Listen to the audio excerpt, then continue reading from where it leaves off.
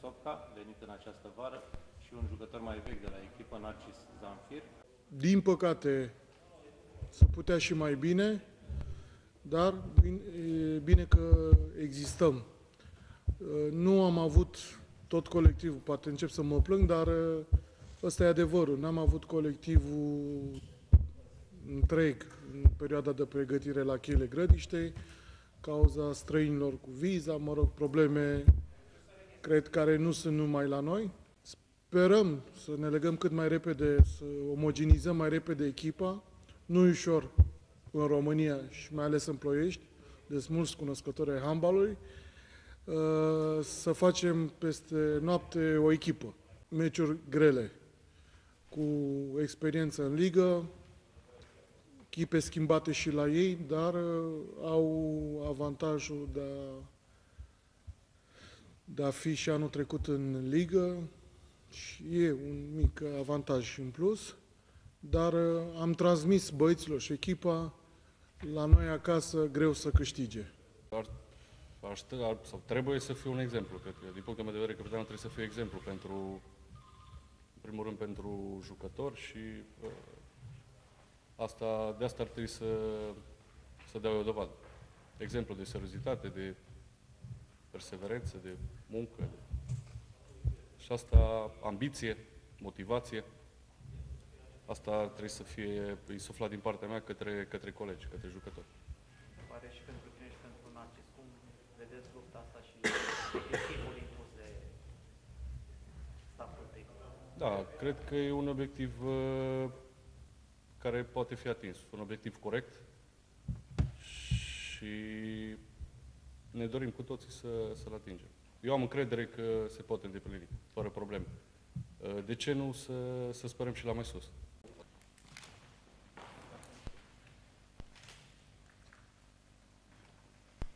Consider că am reușit să alcătuim o echipă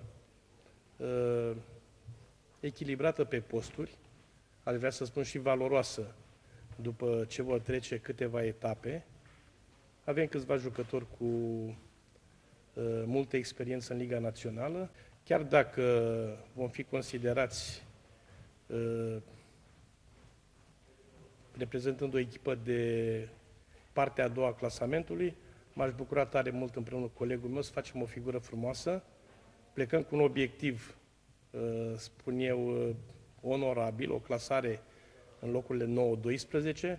Noi încercăm prin munca noastră, prin valoarea jucătorilor, prin munca jucătorilor, vă spuneam, să facem o figură frumoasă și să oferim multă satisfacție iubitorilor de handbal din orașul Ploiești. Aș vrea ca tribunele să fie pline, așa cum erau în anii trecuți când eram antrenor la Ustel. Să jucăm cu adevărat, să facem spectacol, să realizăm obiectivul pe care l-am propus și poate mai mult, să facem o surpriză plăcută.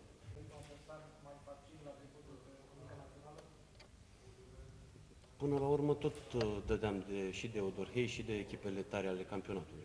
Deci la un moment dat tot trebuia să jucăm cu ei. Că jucăm acum, la început, că jucăm peste 3-4 etape. Suntem jucători care am mai jucat în ligă, cunoaștem valoarea din ligă și cred că trebuie să strângem rândurile foarte mult, să ne concentrăm și să dăm tot ce putem pe teren. Se pot întâmpla surprize. De ce să nu fie prima surpriză la Ploiești? Odorhei, oricum, țin minte din anii trecuți, nu știu dacă erau într-o formă foarte bună la începutul campionatului. Și bănuiesc că așa o să fie și anul ăsta. Nu o să fie într-o formă extraordinară și pe un fond, pe un joc bun al nostru, putem să motivație, un public în spate, atitudine, putem face o surpriză. De ce nu?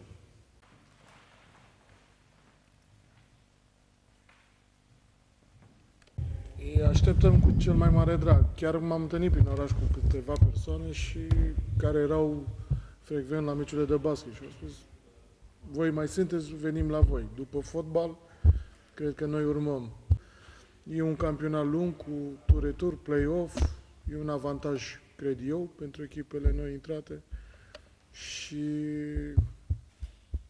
o să luăm, cum am spus, o să jucăm 61 de minute. Același lucru, nu ne oprim numai la meciul cu Odorhei. V-am spus că în 10 zile avem 3 meciuri.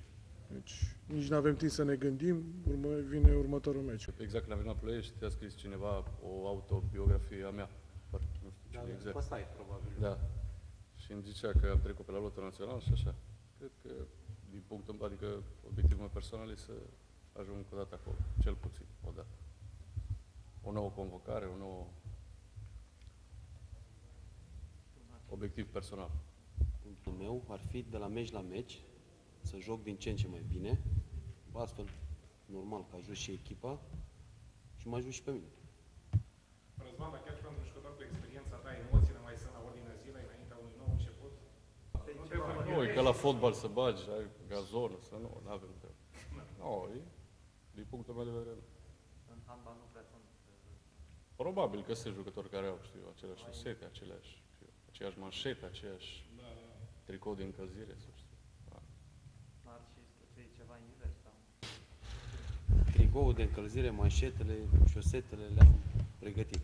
Atât ar fi superstiție. Eu știu perioada de pregătire, gândurile acestui sezon, după care vom trece și la întrebările dumneavoastră. Din experiența anterioară, publicul ploieștean este un public foarte generos, dar și foarte exigent.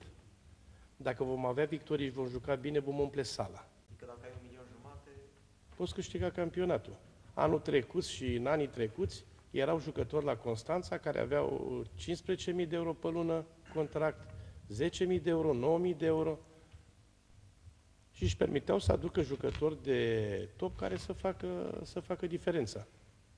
Mă uitam zile trecute, citeam, Carabati s-a transferat la Paris Saint-Germain și Jivka, cu care eu am jucat în cupe europene când era la Ustel, era un tânăr, a ajuns la 33 de ani, l-a transferat Barcelona de la Kiel pe 750.000 de euro.